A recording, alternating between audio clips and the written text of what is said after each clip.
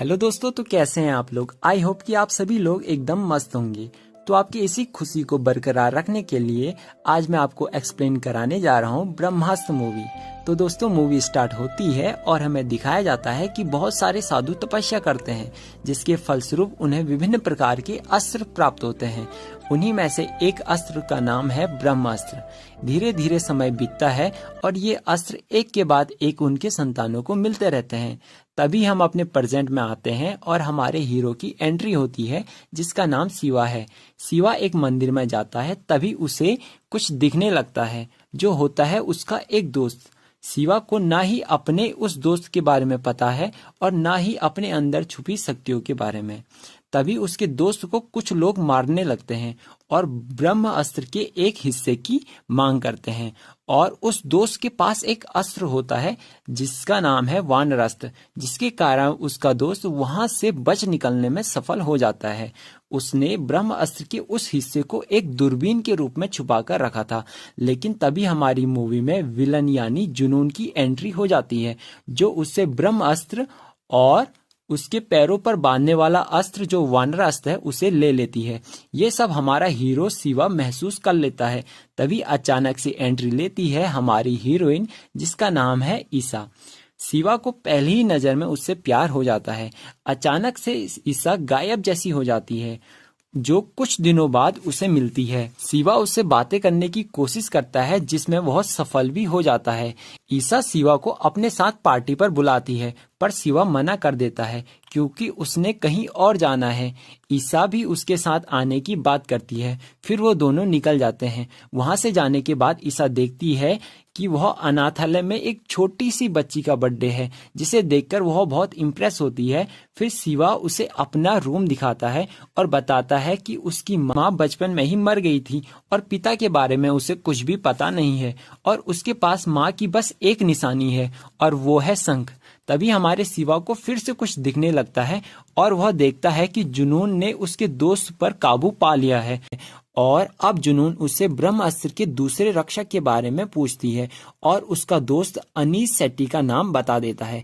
जुनूस उससे और चीजें भी पूछती है, पर अब वह उसका दोस्त अपने आप पर काबू पा लेता है, जिसके बाद वह उसे मार देते हैं। दूसरे दिन जब शिवा होश में आता है तो वह बच्चों से ईसा के बारे में पूछता है, जिस पर बच्चे उसे ईसा का पता बता देते हैं और कहते हैं कि वो लड़की आज मंदिर में आएगी। शिवा हमारा तुरंत मंदिर की ओर निकल जाता है, जहां उसे एक अखबार में पता चलता है कि उसका दोस्त जो उसे दिखता था वह सच में था और वह कल रात मर चुका है। तभी वहां ईसा भी आती है। बहुत सारी बातें ईसा को बता देता है और साथ में कहता है कि किलर अब अनीस सेट्टी को ढूंढ रहे हैं। तभी ईसा लैपटॉप पर सर्च करती है तो उसे वह इंसान वहां मिल जाता है, जिसके बाद ईसा को उसकी सारी बातों पर भरोसा आ जाता है। फिर वो दोनों अनीस सेट्टी को बचाने के लिए निकल जाते हैं।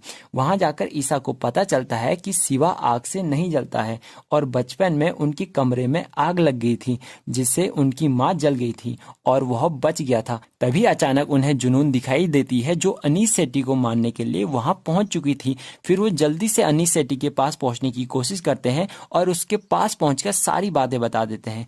तभी उनके और किलरों के बीच मारपीट होती है, जिसमें एक गोली अनीस सेट्टी को भी लग जाती है, जिसके बाद वो तीनों किसी प्रकार से बच के वहां से कार में निकल जाते हैं। फिर वो तीनों आश्रम की ओर चले जाते हैं, जहां उनके गुरु रहते हैं। कुछ समय बाद उन्हें पता चलता है कि वो किलर उनका पीछा कर रहे हैं।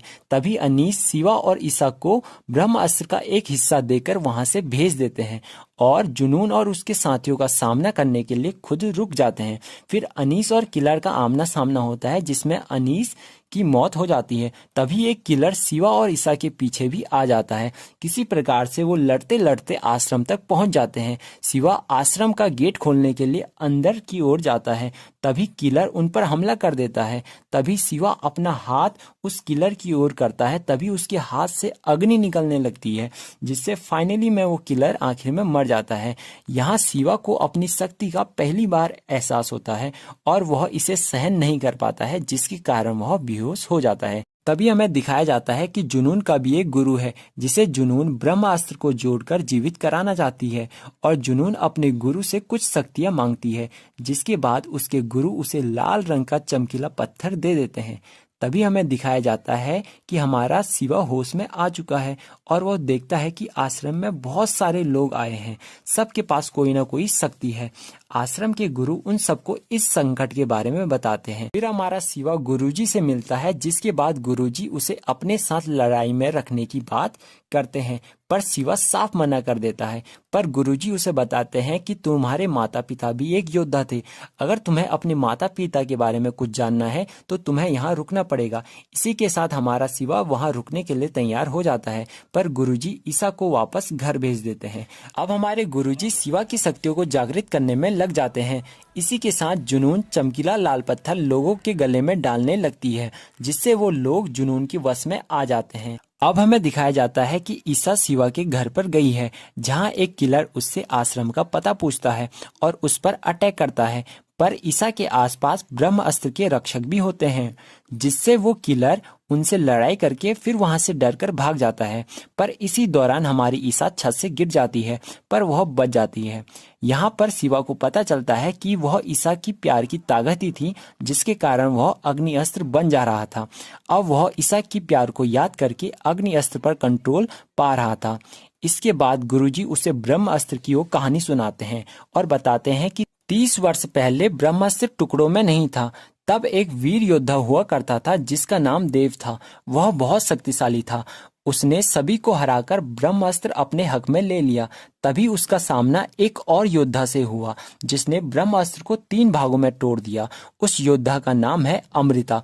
इस युद्ध के बाद देव और अमृता का कोई भी पता नहीं चला और हमें ब्रह्मास्त्र के केवल 2 ही हिस्से प्राप्त हुए। यहीं पर शिवा को पता चलता है कि देव और अमृता कोई और नहीं बल्कि उसके माता पिता हैं।